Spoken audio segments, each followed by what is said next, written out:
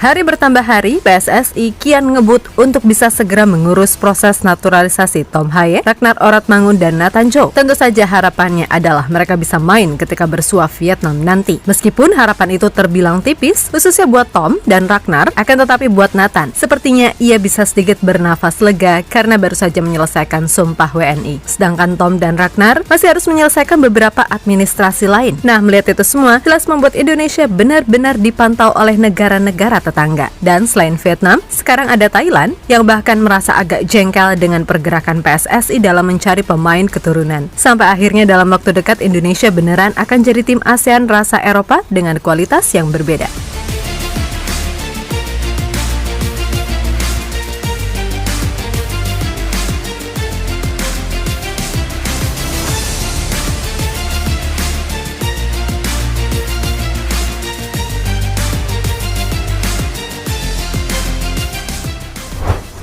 Tom Haye, Ragnar Oratmangun, dan Nathan Joe sudah tiba di Indonesia. Yap, Nathan sendiri akhirnya bisa melakukan sumpah WNI setelah melalui beragam proses. Sedangkan Tom dan Ragnar masih harus menyelesaikan beberapa administrasi yang diharapkan bisa selesai sesuai rencana. Tentu saja, dengan adanya mereka, maka kekuatan timnas Indonesia pun bisa dibilang sangat oke. Sebab sebelumnya udah ada nama JIS duluan yang udah bisa membela timnas.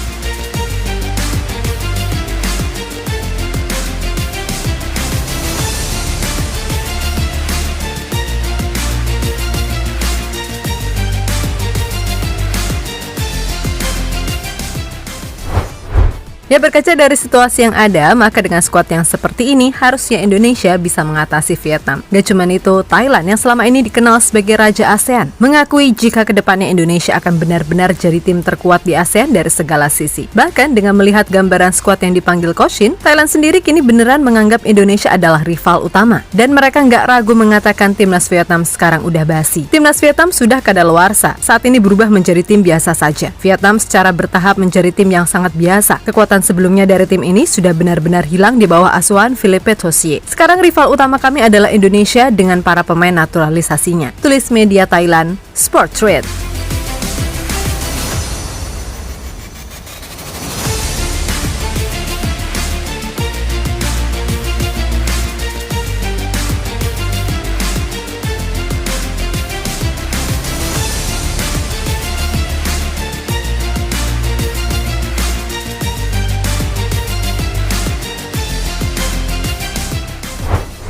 Lebih lanjut, Thailand sendiri juga mengakui kalau dengan skuad yang ada, Indonesia udah bukan saatnya lagi berbicara di level ASEAN. Bahkan ada baiknya Indonesia diminta bergabung dengan zona lainnya agar mendapatkan lawan yang seimbang. Meskipun begitu, ini masih awal dan kendati di atas kertas Indonesia ini skuadnya mentereng, namun bukan jaminan kalau Indonesia akan semudah itu melibas lawan-lawannya.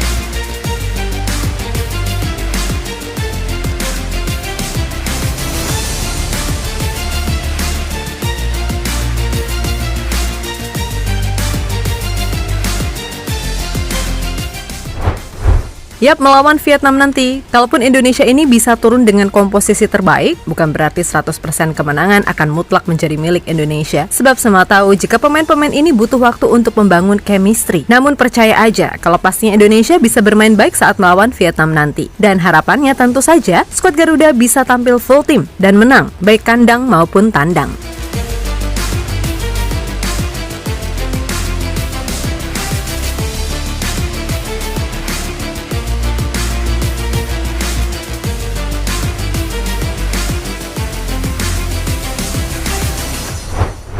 Yap, kembali ke masalah Thailand tadi. Memang mereka ini merasa jengkel sekaligus takjub dengan manuver satset yang dilakukan PSSI. Bayangin aja, dalam waktu sekejap, Indonesia udah bisa diperkuat dengan banyak pemain keturunan. Apalagi jika pemain sekaliber Tom Haye dan Ragnar Oratmangun yang kita tahu kualitasnya gimana, pastilah membuat kekuatan timnas jadi sangat terangkat. Tom Haye dengan permainannya yang tenang, kalem, dan visioner, dijamin akan membuat lini tengah Indonesia jadi sangat bagus. Lalu Ragnar, yang dikenal sebagai pemain dengan mobilitas tinggi dan pandai membuka ruang, pasti akan membuat variasi serangan jadi lebih oke. Belum lagi komposisi pemain belakang. Bejibun isinya keren-keren semua, terutama setelah masuknya JHS. Jelas ini harusnya membuat pertahanan Indonesia makin naik level.